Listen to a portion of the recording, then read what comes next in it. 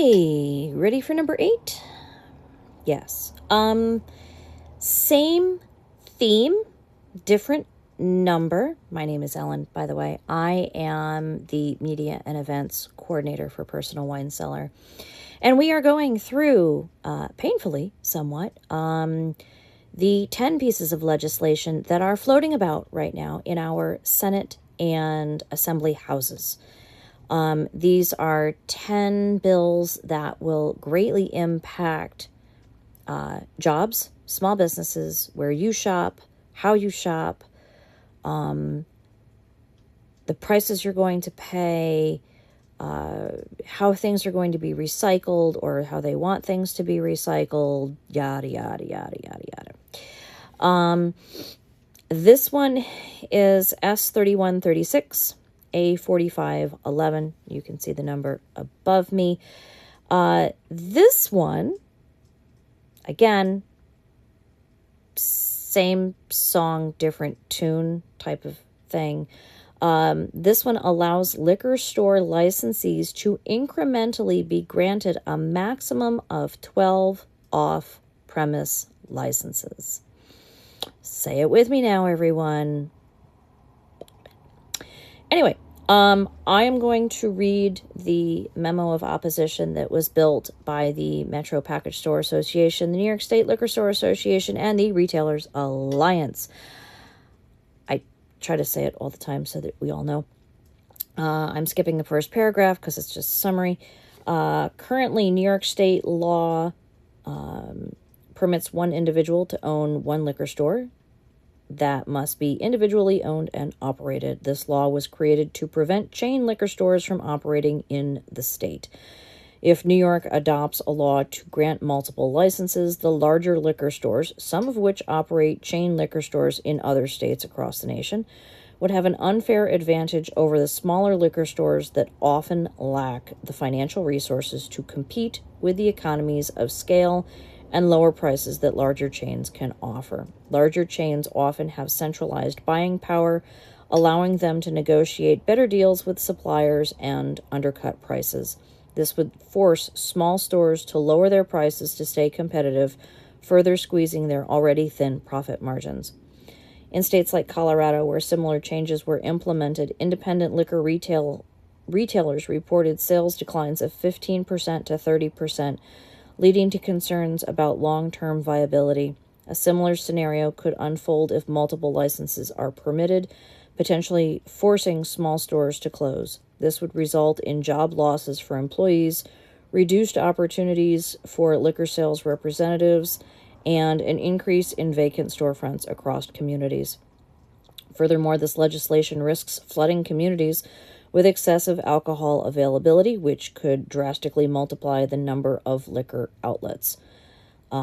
This expansion raises serious public health and safety concerns, including heightened risks of violent crime and greater exposure of alcohol to minors. Liquor sales are already declining statewide, with 3,400 stores currently operating in communities across the region. There is no justification for increasing the number of licenses, as doing so would destabilize the alcohol market and harm existing businesses already battling to stay afloat.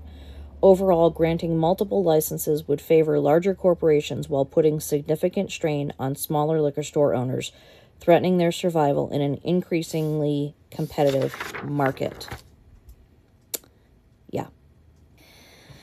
So while it is sold that the individual, like Brian, my store owner, would be able to go out and incrementally increase to a maximum of 12 stores. Let's be reasonable. This is not for him. This is not for, as I have used their names previously, it's not for Brian in Glenville. It is not for Stu in Half Moon. It is not for Jay in Rotterdam. This is for the chain liquor stores that want to come in. And when they come in, they decimate the existing small business market.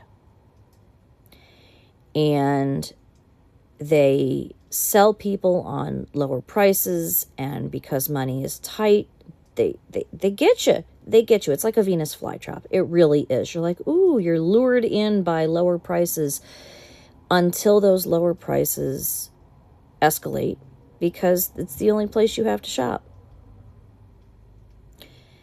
It's a never-ending onslaught with these people. And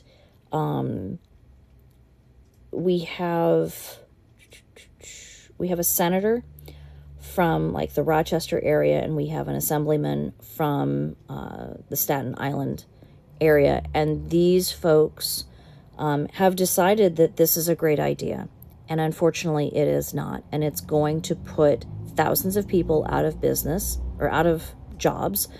It's going to put so many businesses out because they're not going to be able to compete, and our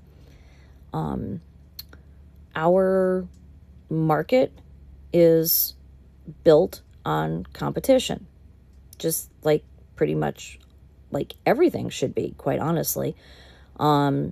So this is a bill that we talk a lot about through the other bills, all of the bait and switch that happens. And again, this is one of those where it is marketed towards owners, except that it is actually not for them at all. And I understand good marketing. I do. But this is snake oil. And this is... It just... Why? Why are you... It's not a good idea.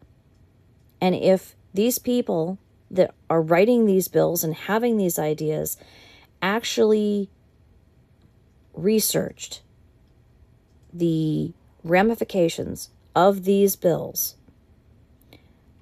they wouldn't do them. Maybe they would. I don't know. But you have taken an oath to serve your voters, your constituents, your people, your statesmen. And this is your bright idea? No.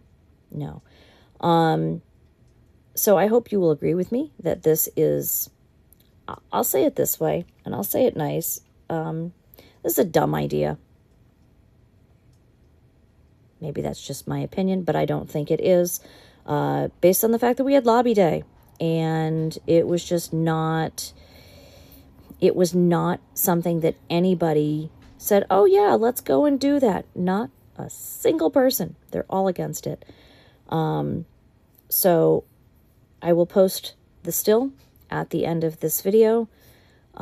Please consider adding your voice and email to our essentially mailing campaign that we're going to have to start here, so that our voices can be louder than the pockets of money that is coming into some of these places to influence them to do this to their own people. We have one that's coming up next, and